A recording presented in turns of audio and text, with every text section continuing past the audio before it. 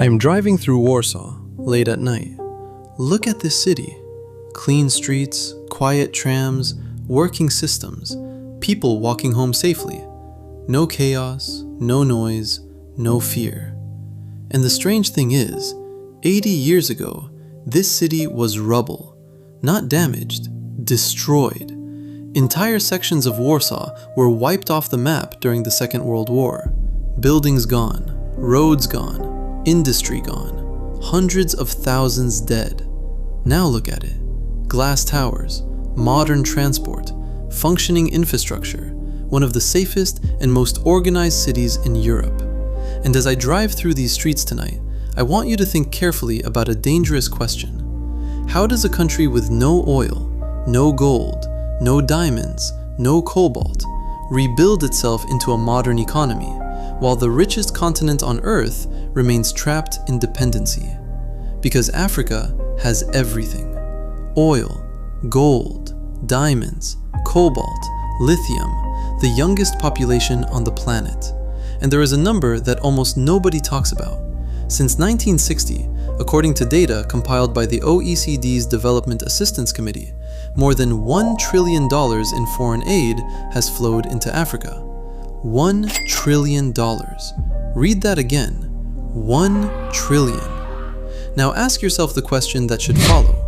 If $1 trillion had truly been spent on ending African poverty, would Africa still be the poorest continent on Earth? $1 trillion could have built 10,000 hospitals.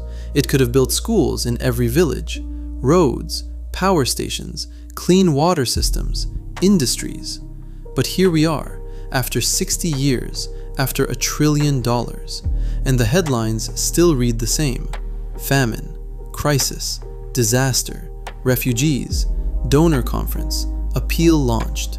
Stop there for a moment, because the question this dossier was built to ask is dangerous.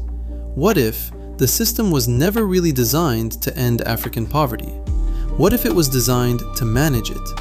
What if there is now an entire industry, an entire ecosystem of organizations, of consultants, of conferences, of careers, of salaries, of headquarters in Geneva and Washington and Nairobi that quietly depends on African suffering continuing? This is not a conspiracy theory. This is what happens when good intentions meet bad incentives. You are watching Historic Capital. This is the dossier on the NGO trap.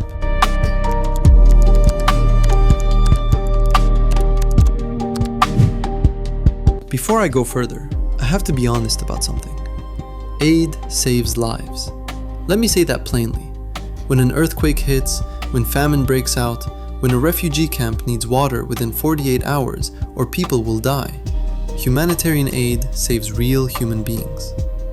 Doctors Without Borders has saved lives in war zones that no government would touch. UNICEF has run vaccination campaigns that have prevented millions of childhood deaths. The World Food Programme has fed entire populations through famines. These are facts. And most aid workers I have read about, most of the people in the field offices, most of the doctors in the clinics are not the problem. Many of them sacrifice careers, sacrifice salaries, sacrifice family time, trying to do something real. I want to be very clear. This dossier is not about them. This dossier is about the structure they are working inside. Because the structure has a problem, a serious one. And the problem is not the people. The problem is the incentives. So stay with me, because once you see how the incentives work, you cannot unsee why Africa has been receiving aid for 60 years and is still being asked to receive more.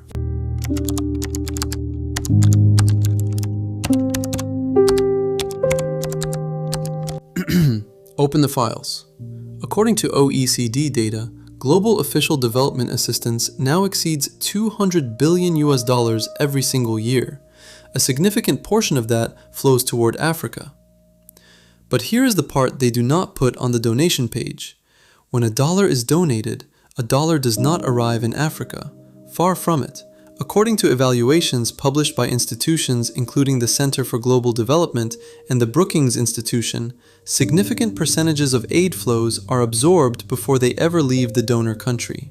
Consultancy fees, program design fees, headquarters overhead, salaries of expatriate staff, international conferences, flights, hotels, reports, more reports, studies, strategic plans, monitoring and evaluation.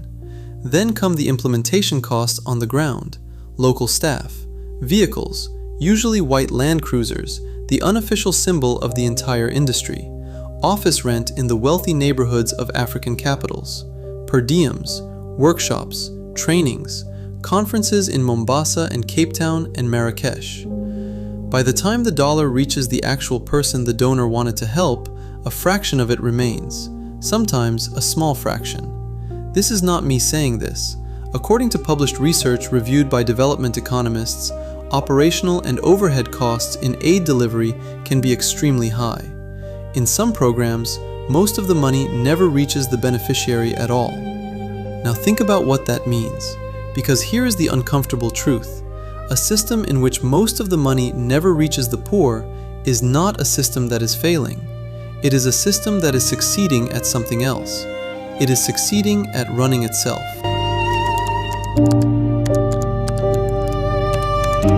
Now we get to the part that should disturb you. Stop and think about how an NGO actually survives. An NGO is a non-profit organization, but it still has costs. Salaries to pay, offices to rent, programs to run. To pay those costs, it needs funding. And to get funding, it needs to show donors that the problem exists, that the problem is serious, that the problem is urgent, that the problem requires more money. Now read that carefully. What happens if the problem ends? What happens if poverty disappears? What happens if the refugee camp empties? What happens if the disease is cured? What happens if the country stabilizes? The funding ends. The salaries end. The careers end. The headquarters in Geneva and Washington get smaller. The Land Cruisers go to the auction. The conferences stop being held in five-star hotels. The consultants have to find new clients. In any other industry, we would call this a structural conflict of interest. But in the aid industry, we are told to call it humanitarianism. The economist Dambisa Moyo, a Zambian economist trained at Harvard and Oxford, wrote a book in 2009 called Dead Aid. In it, she argued that decades of foreign aid to Africa had not just failed to reduce poverty, they had actively made it worse. By propping up corrupt governments, by distorting local economies, by killing local industries that could not compete with free food and free goods, by creating dependency. She argued for stopping aid to most African countries within 5 years. The aid industry hated the book. Critics responded furiously. But the questions she raised have never gone away. Because look at the pattern. When local farmers try to sell their food in the market, they cannot compete with free food trucked in by aid agencies. When local businesses try to sell goods, they cannot compete with free goods. When local doctors try to build clinics, they cannot compete with NGO clinics that pay foreign-funded salaries. When local entrepreneurs try to raise capital, the best engineers and economists in the country are already working for NGOs at 3 times the local salary. The aid system does not just fail to lift Africa out of poverty. In some cases, according to published research, it actively undermines the very systems that could lift Africa out on its own. This is the trap, a trap with no villains, a trap built from incentives, salaries, career paths, donor reporting cycles, annual budgets. The trap survives because the people inside it need it to survive. That is not corruption. That is structure. Now look at the marketing, because to keep the donations flowing, the industry needs images, a particular kind of image, a starving African child, flies on the face, hollow eyes, distended stomach, a white aid worker holding the child, a simple caption, a donation button. This imagery has a name in development scholarship. It is called poverty porn. The phrase was coined by critics inside the aid sector itself decades ago because they could see what was happening. A continent of 1.4 billion people with thriving cities, with billion-dollar tech sectors in Lagos and Nairobi, with universities producing world-class scholars, with cultures and histories older than most of the world, was being reduced in the global imagination to one single image, the suffering African who cannot help themselves. That image is not innocent. It does not just raise funds. It shapes how the rest of the world sees Africa. It shapes how investors see Africa. It shapes how policymakers see Africa. It shapes how Africans sometimes see themselves. And here is the bitter irony. The continent that produces the cobalt in every phone on the planet, the continent that grows half the world's cocoa, the continent that holds the youngest population on Earth, is portrayed to the world as a place that cannot survive without help. Why? Because suffering Africa raises more money than thriving Africa. A successful Africa does not need a Geneva headquarters. A successful Africa does not need a fundraising team. A successful Africa does not need 10,000 consultants. A failing Africa funds the entire industry. So the image of failure is preserved. Now here's the question that decides everything. After 60 years, after $1 trillion, is Africa healthier? Yes, in some measures. Child mortality has improved. Vaccinations have increased.